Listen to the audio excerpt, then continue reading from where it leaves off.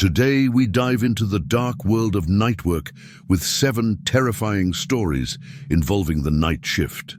Prepare to hear chilling accounts of unexplained encounters in empty hallways, mysterious presences in silent hospitals, and disturbing events that happen when most people are asleep. We'll explore stories of watchmen, nurses, receptionists, and other professionals who face the darker side of their night jobs. So sit back, make sure all the lights are on, and let's begin this spine-tingling journey. Oh, and before the shadows of the night take over, take the opportunity to subscribe to the channel, activate the bell, and leave your like. This really helps the channel and ensures you don't miss out on any terrifying content like this. Let's go. 1. The patient in room 237, Rachel Loughran's case, was documented by the Somerset Police Department as one of the most disturbing recent American hospital incidents. The events of those nights were reconstructed from hospital records, security, cameras, and Rachel's own testimony. Rachel, a 34-year-old nurse, had worked the ICU night shift at Somerset Medical Center for 3 years. The hospital had gained notoriety years earlier as the place where Charles Cullen, one of the most prolific serial killers in American history, had worked and murdered dozens of patients before being captured in 2003. On March 12th, Rachel was assigned to care for a new patient in room 237, Thomas Reeves, age 42, in an apparently comatose state after a serious car accident. According to the medical records, Reeves had suffered head trauma and remained in an induced coma with an uncertain prognosis. From the beginning, something about him bothered me, Rachel later reported. Even though he was unconscious, there seemed to be a tension in his body that was not typical of comatose patients. During the first few nights caring for Reeves, Rachel noticed small anomalies. His vital signs often changed when she entered the room, as if responding to her presence. Occasionally, his eyelids would twitch in a way that suggested consciousness, not involuntary reflexes. On the 3rd night, Rachel entered room 237 earlier than usual to administer medication and was sure she saw Reeves quickly close his eyes. When he checked his vitals, the brain pattern on the monitor showed activity inconsistent with a deep comatose state.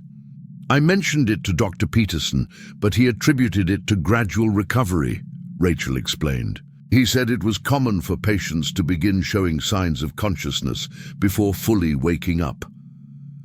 The strange behavior continued. Rachel found objects out of place in the bedroom. The position of the guest chair had changed. Items on the nightstand were rearranged. Even more disturbing, she noticed that some medications on the emergency cart appeared to have been tampered with. On the 5th night, Rachel decided to investigate.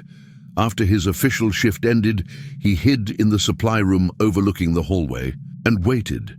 At around 3:17 a.m., he saw something that chilled his blood. Reeves came out of his room, moving with agility that completely contradicted his supposed state.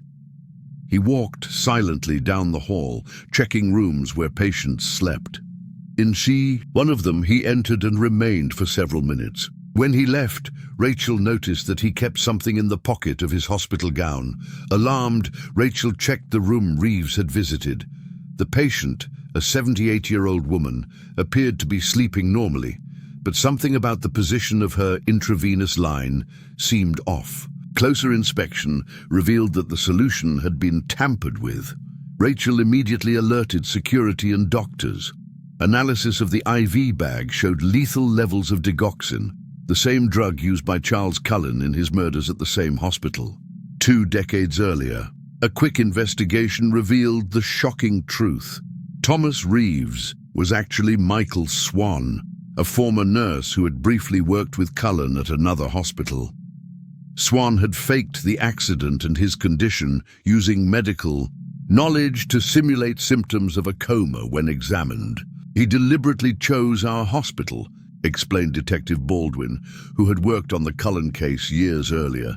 I was obsessively fascinated by the Cullen case and wanted to recreate his crimes in the same location. The subsequent investigation found that Swan had gained access to 3 patients during his nightly walks, administering non-lethal doses of medication to study their effects. Rachel's intervention stopped him from progressing to full-blown murders. In his apartment, police found a shrine dedicated to Charles Cullen, including newspaper clippings, books about the case, and even the book The Night Nurse that documented Cullen's crimes. Swan had meticulously studied Cullen's methods, planning to perfect them. Rachel Loughran received recognition from the hospital and authorities for her vigilance and courage.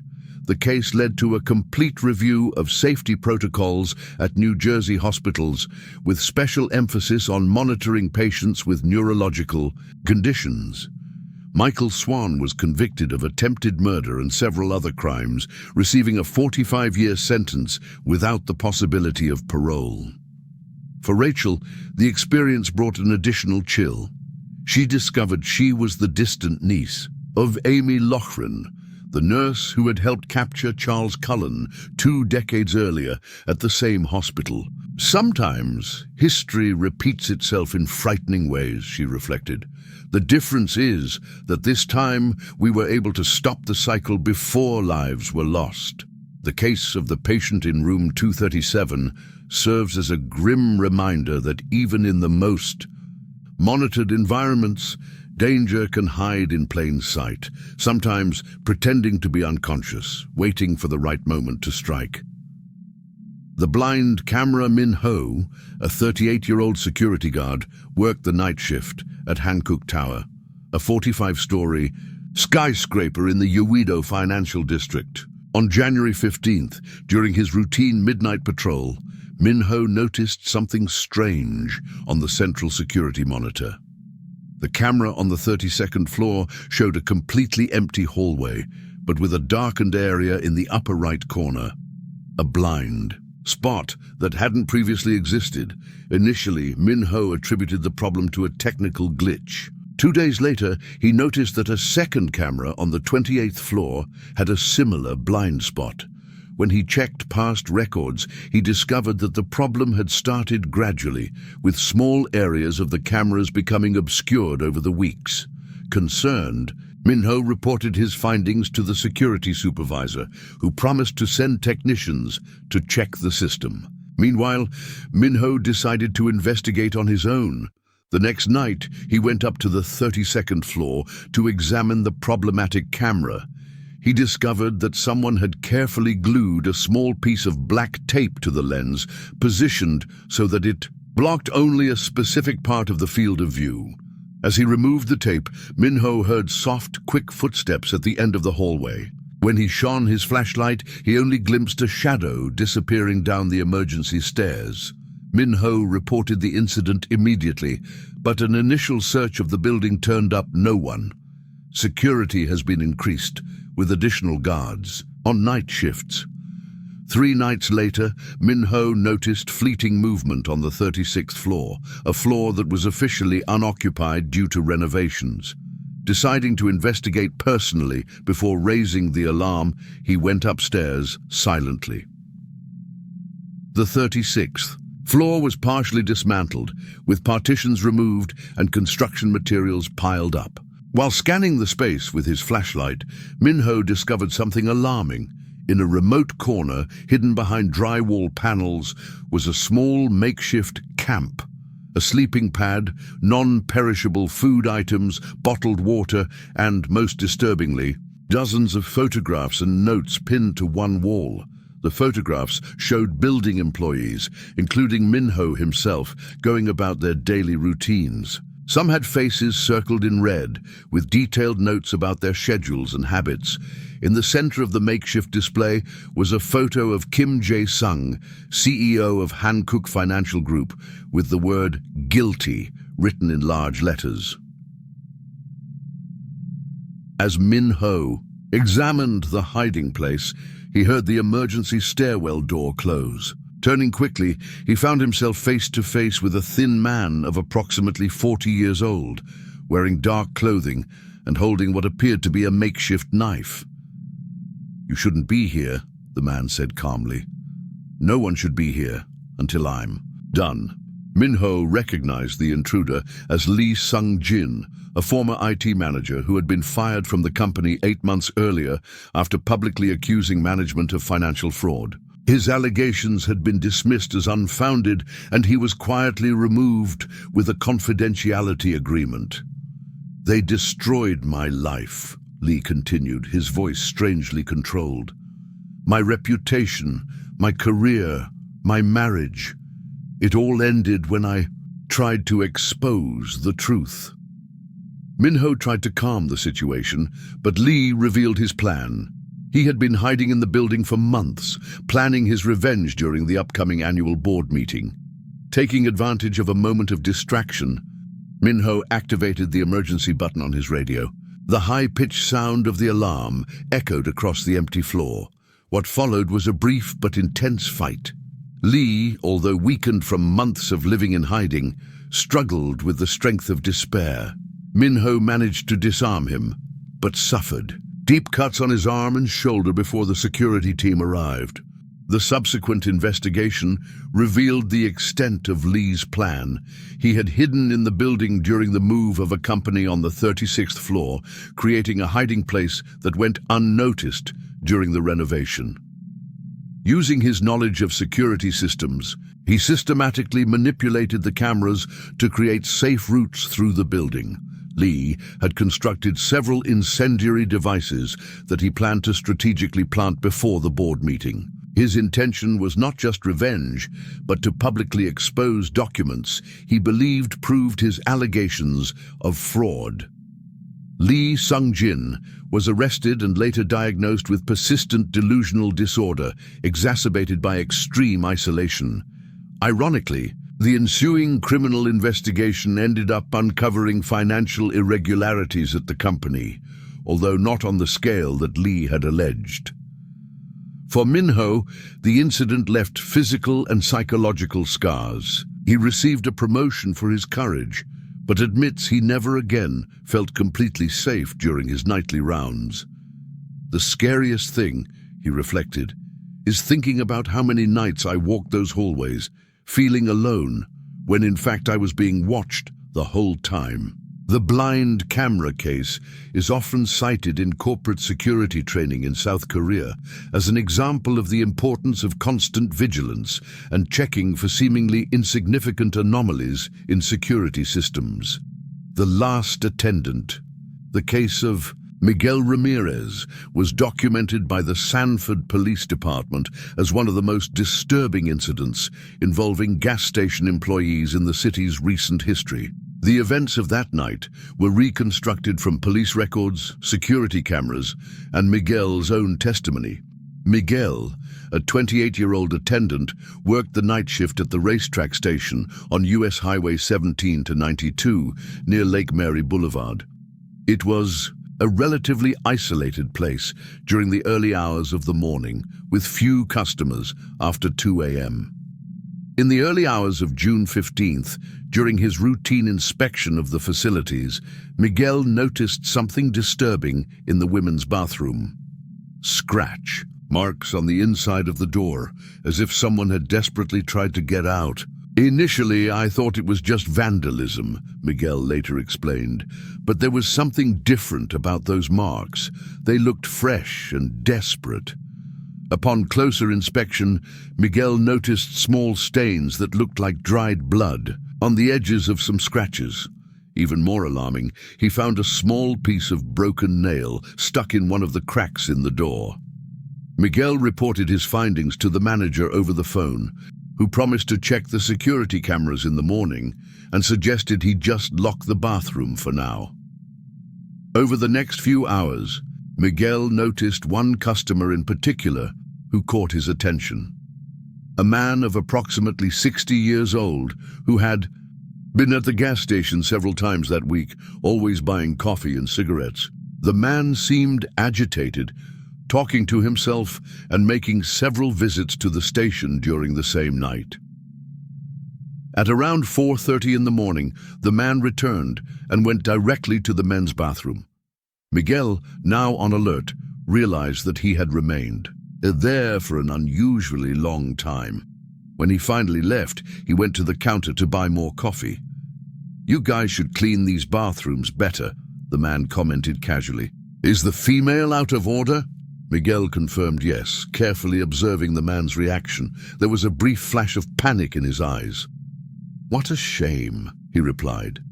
"My daughter will need to wear it when she picks me up.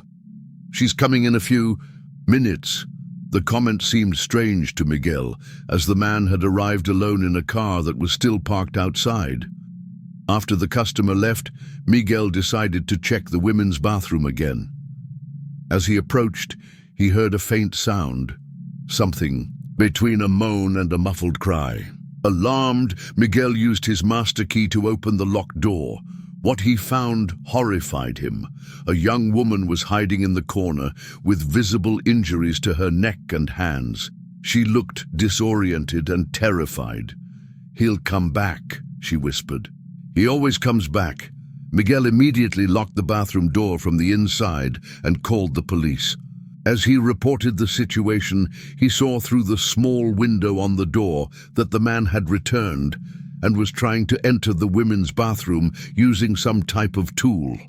"He's here," Miguel whispered to the 911 dispatcher. "He's trying to get in." The next few minutes were the longest of Miguel's life. The man, realizing something was wrong, began knocking on the door with increasing force.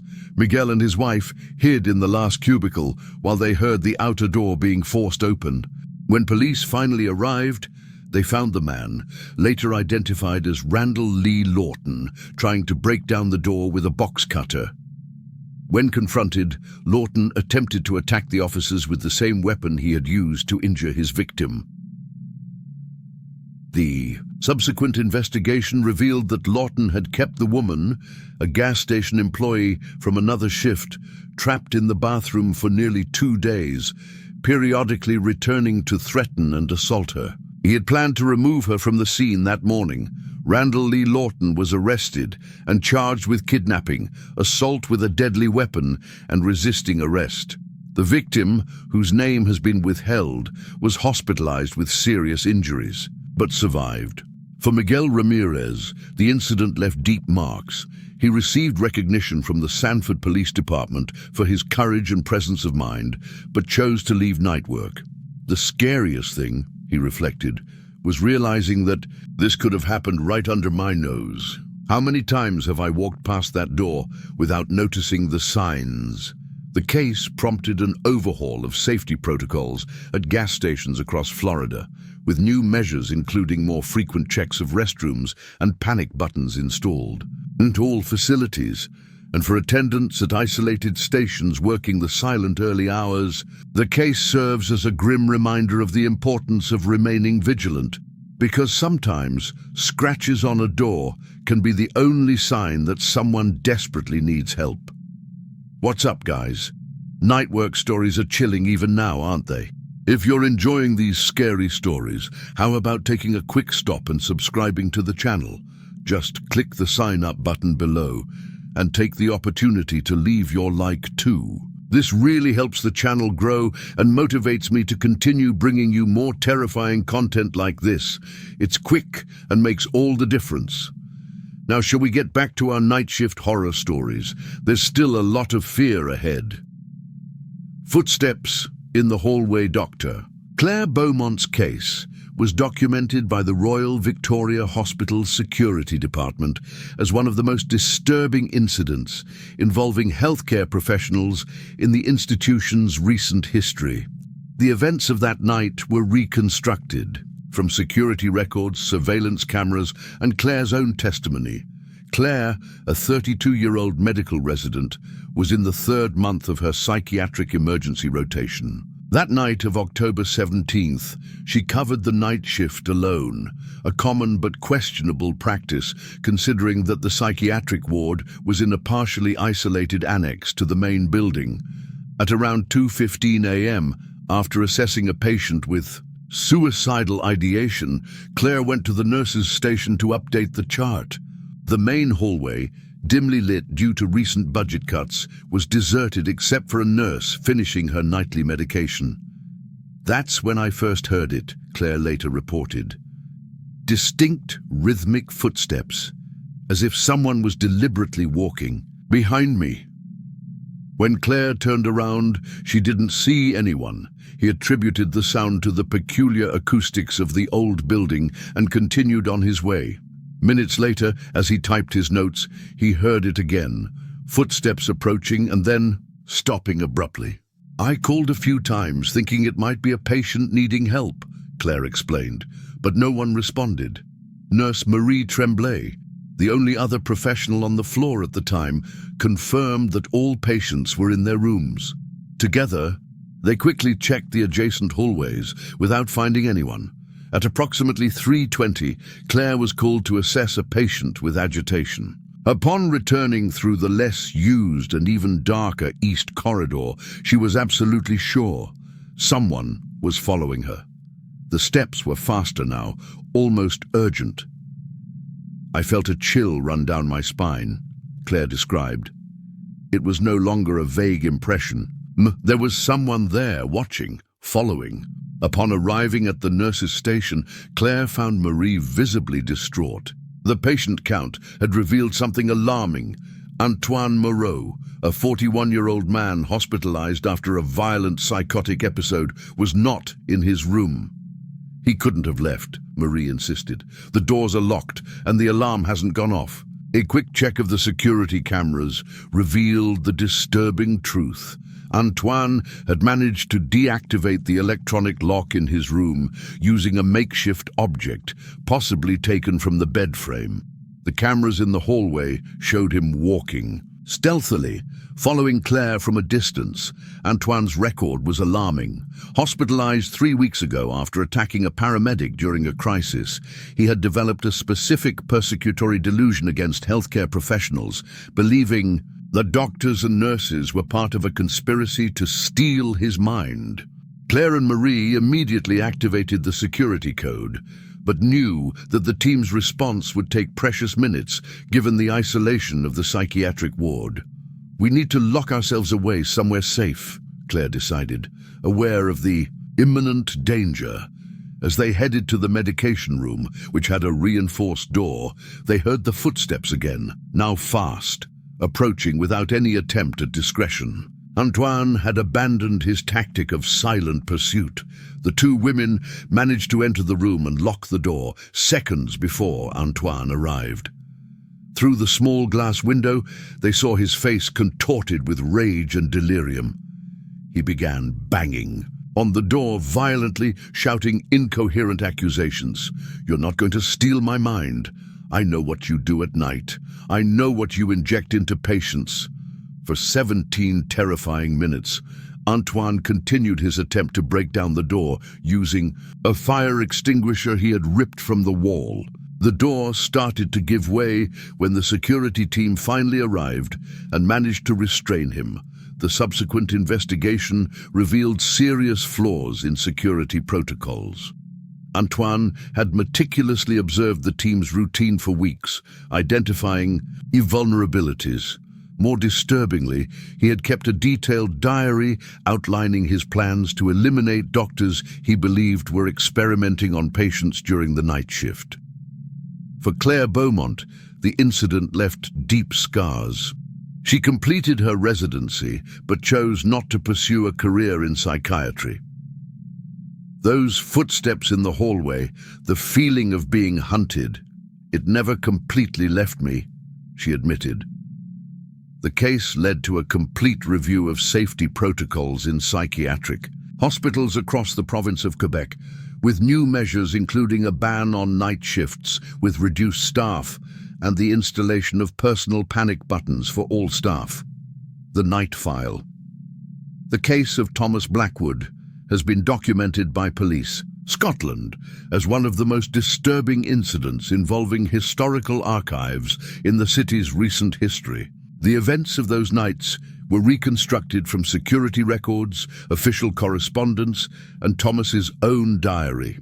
Thomas, a 34-year-old archivist, had recently taken up a role as night supervisor at the National Archives of Scotland, an imposing Victorian building in the centre of Edinburgh. Its function was to catalogue and digitise sensitive historical documents during the night, when the building was closed to the public. In the third week of work, while organising administrative files, Thomas came across an intriguing document, a list of all previous night supervisors, with dates of service and observations. What caught his attention was the disturbing pattern of contract terminations. None of the previous 5 archivists had completed a year in the role. More alarmingly, 3 of them had died in circumstances described only as an accident or sudden natural cause. At first I thought it was just a macabre coincidence, Thomas wrote in his diary, but something about the clinical formality of the notes bothered me deeply. Intrigued, Thomas began to discreetly investigate. It found that his immediate predecessor, Malcolm Fraser, had died in an alleged domestic accident just 3 days after requesting access to classified documents relating to a 1997 court case. Next night, while working in the court records section, Thomas had the distinct feeling that he was being watched. The National Archives was a maze of tall shelves and narrow corridors, with inadequate lighting in many sections. Twice, he glimpsed a shadow moving at the edges of his field of vision. "Is there anyone there?" he called, his voice echoing between the shelves. No one responded, but Thomas distinctly heard the sound of footsteps moving away. Disturbed, Thomas checked the building's entry register. Officially, he was the only person allowed to be on file during the night shift. External security confirmed that no one else had entered.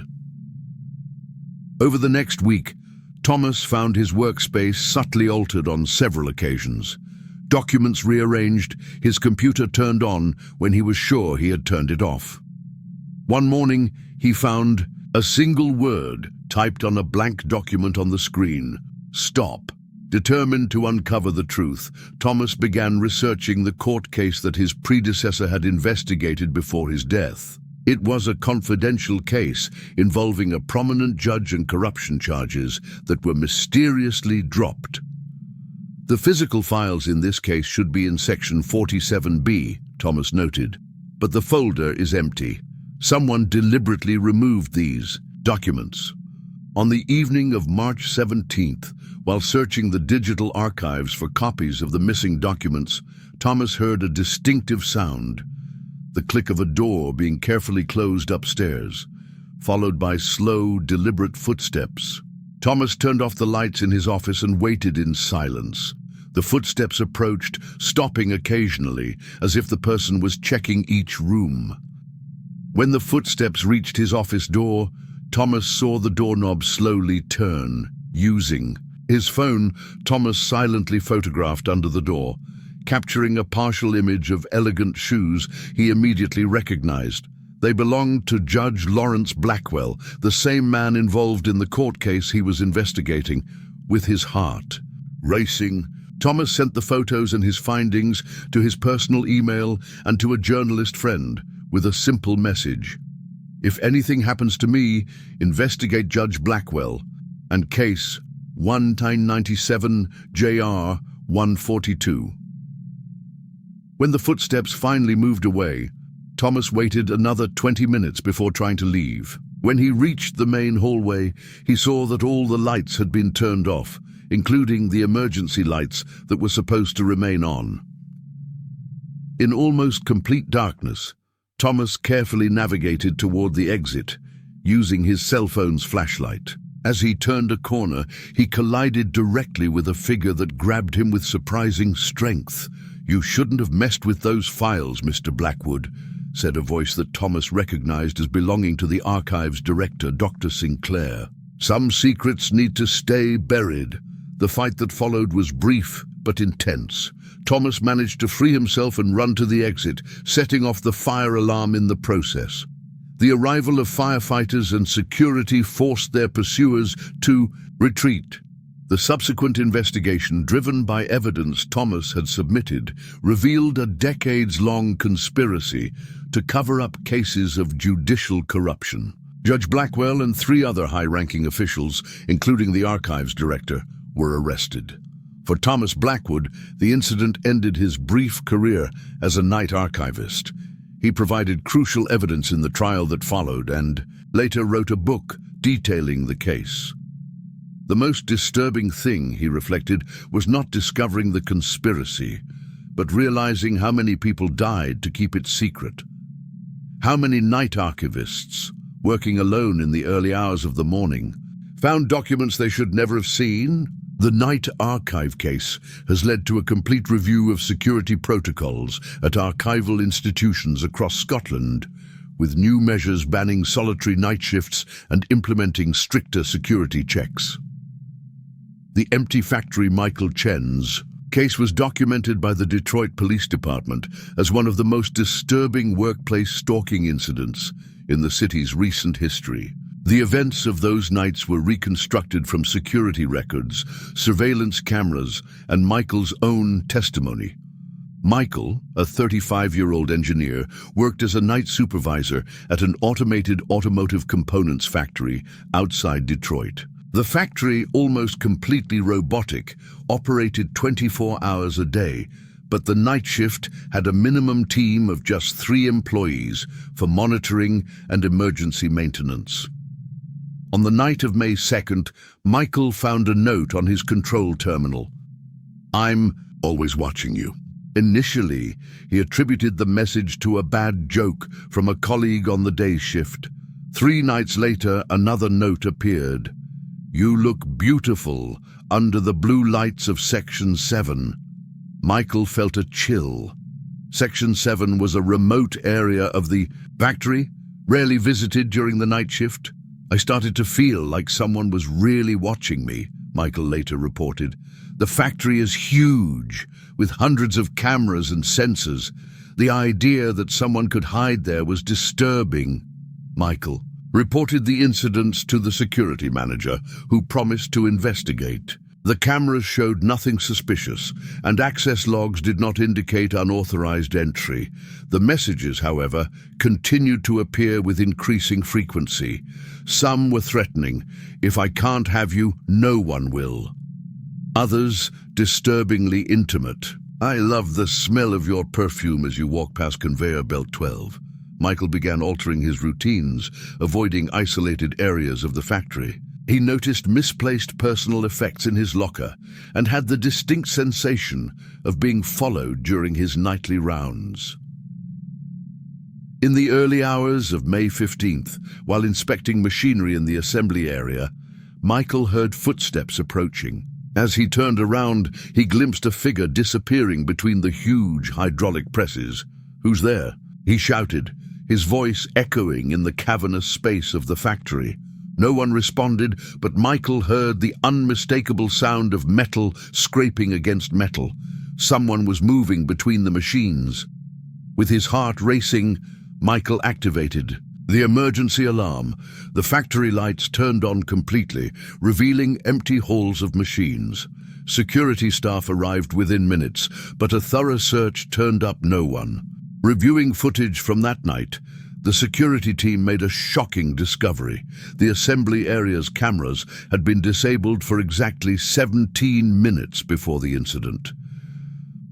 Further investigation revealed that someone with knowledge of the plant's systems was manipulating cameras and sensors to create moving blind zones. The police were involved, and a surveillance operation was set up. On the night of May 18th, they finally captured the stalker, Sarah Novak, a day-shift engineer who had briefly worked with Michael months earlier. Sarah had developed an obsession with Michael and was using her knowledge of the factory systems to hide at night, watching him and leaving messages. She had created an elaborate hideout in a rarely used maintenance space, equipped with monitors linked to security cameras. The scariest thing, Michael reflected, is thinking about how many nights she was there, watching me, while I believed I was alone in that huge factory. The case led to a complete review of safety protocols at automated factories across the state of Michigan. New measures include regular blind zone checks and a ban on solitary shifts, even in highly automated environments. For Michael Chen, the incident left deep psychological scars.